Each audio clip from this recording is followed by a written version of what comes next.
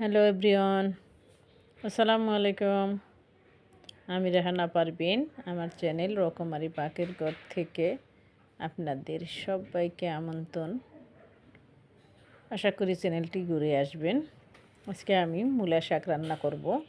এখন বাজারে খুব সুন্দর শাক উঠেছে। এই যে আমি শাকটা একটু মূলা সহ রান্না করব। এটা খেতে বেশি ভালো হয়। মূলাটাকে আমি একটু ছুরি দিয়ে ছেঁচে নিয়েছি। আর আস্ত ওই শাকগুলি ভালো করে ধুয়ে নিয়েছি। ধুয়ে এরকম করে কুচি করে কেটে নিলাম। কুচি করে কেটে নিতে হবে, না হয় খেতে ভালো লাগবে না। তারপর প্যানে দিয়ে দিলাম, দিয়ে শাকটাকে সিদ্ধ করে নেব। খুব সুন্দর শাক হয়েছে এখন বাজারে। এই শাকটা দিয়ে গরম গরম ভাতের সাথে 1 প্লেট ভাত নিমেষেই খাওয়া শেষ হয়ে যাবে। সাথে অন্য কিছু না হলেও হবে। আমি যেভাবে রান্না করছি এভাবে রান্না করে খেয়ে দেখবেন। দিয়ে দিচ্ছি পরিমাণ মতো লবণ, দেবো শুকনো মরিচ লাগবে, আর লাগবে মোটা করে পেঁয়াজ কাটা, রসুন কাটা, কাঁচামরিচ। এই অল্প উপকরণ নেই এত মজা করে রান্না করা যায়, তো করে খেয়ে দেখবেন। তারপর শাকগুলি ভালো করে নেড়ে দিলাম, একটু ডেকে দিচ্ছি। যে দেখেন মাশাআল্লাহ কালারটা কত সুন্দর। আর এই ছোটো ছোটো এরকম মূলা না থাকলে কিন্তু খেতে এতটা মজা হবে না।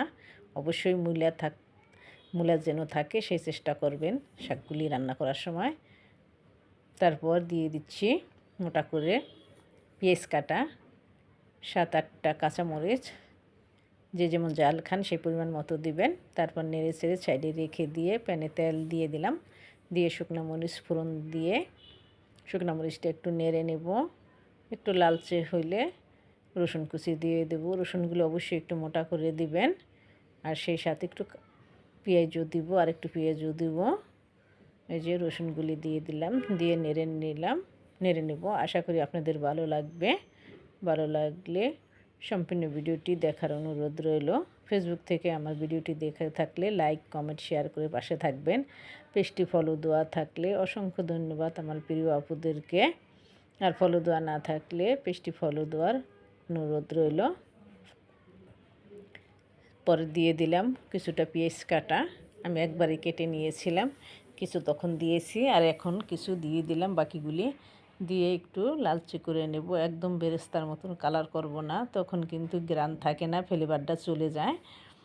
গোল্ডেন কালার আসা শুরু করলে আমি শাকটা দিয়ে দিব, দিয়ে ভালো করে উল্টিয়ে পাল্টিয়ে নেড়ে চেড়ে নেব। এই যে এখন আমি শাকগুলি দিয়ে দিব।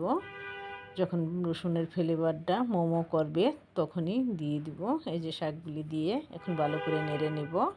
আশা করি আপনারা বুঝতে পারছেন সবই। এভাবে রান্না করে খেয়ে দেখবেন, সাথে আর কিছু না হলেও চলবে।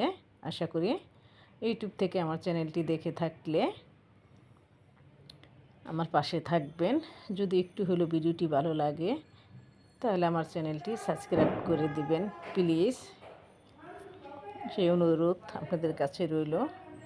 আশা করি ভালো লাগলে পাশে থাকবেন আর দোয়া করবেন আমি যেন আপনাদেরকে আরও ভালো ভালো রেসিপি উপহার দিতে পারি। আর যে যেখান থেকে আমার ভিডিওটি দেখছেন সবাই ভালো থাকেন, সুস্থ থাকেন, সবার জন্য অনেক অনেক দোয়া ভালোবাসা রইল।